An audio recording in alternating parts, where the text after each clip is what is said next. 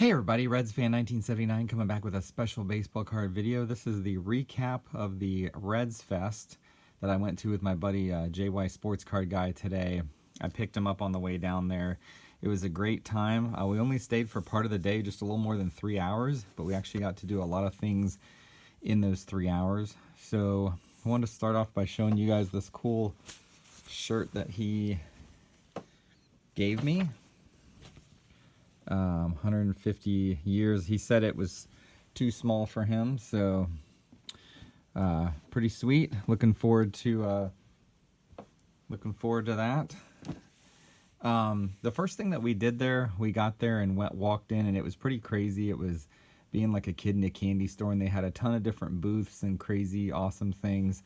So the first lesson I learned is that I should have waited and bought my ticket in person. Because they were $17 if you bought them in person.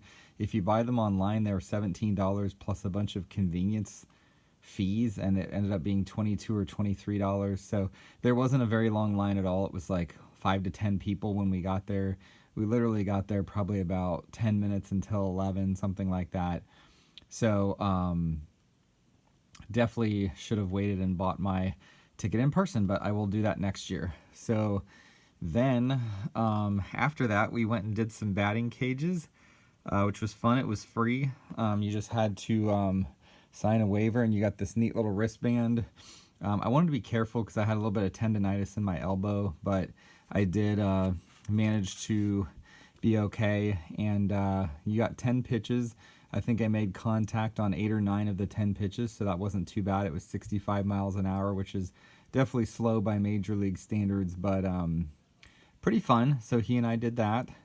And then after that, we were kind of putzing around, and I decided they had this mystery photo from the Reds Hall of Fame and Museum, which is really cool. For $10, you could get a mystery photo. It was kind of like opening a pack of baseball cards. All the photos are autographed, and you can basically see through there. I ended up getting kind of skunked because I got Homer Bailey. I'm not sure if you could get anybody worse.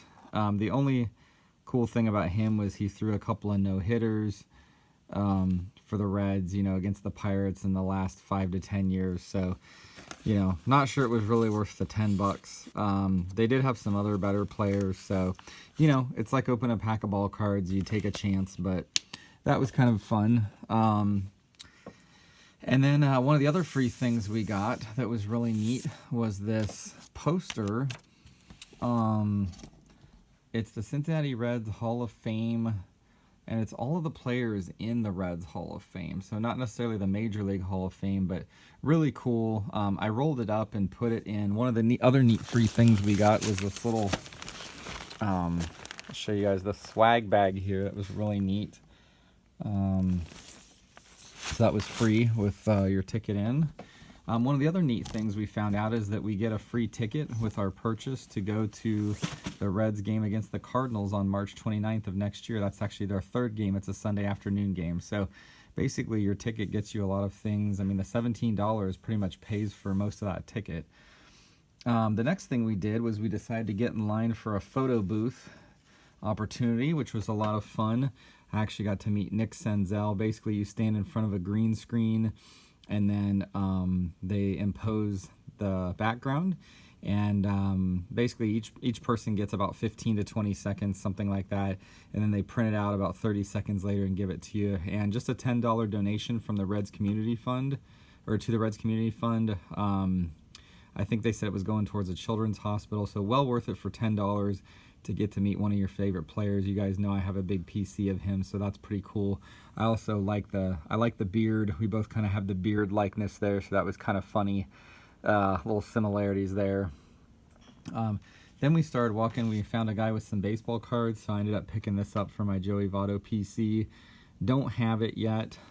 It's cool, kind of interesting. It's the 2010 Topps 206. And my wife remarked to me that he looks a little bit dead in that picture. It is kind of funny. It's definitely more vintagey looking, but picked it up for $1, so not too bad to add to the PC. And then the biggest of all surprises, this was really cool. We went over and saw some kids on a mini ball field that were getting Aquino and Jesse Winker's autographs, but it was like for the Make-A-Wish or the kids with special needs, and they weren't really letting anybody else be part of that, which totally understand. But they had a big board where you could check the different autograph booths. Some of them were free to the public, some were for season ticket holders, and some were for kids only.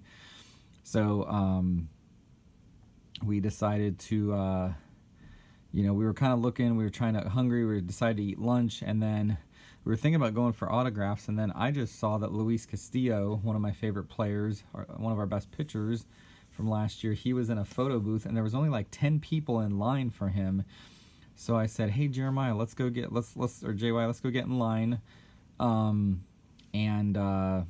thought it would be fun to, and then I saw a guy bring out a baseball, and he signed it for him.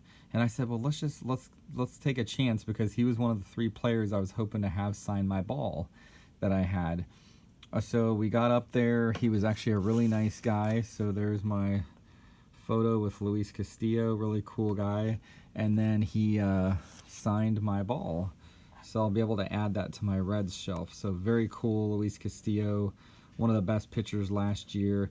Didn't finish the greatest, but he definitely had a great first half.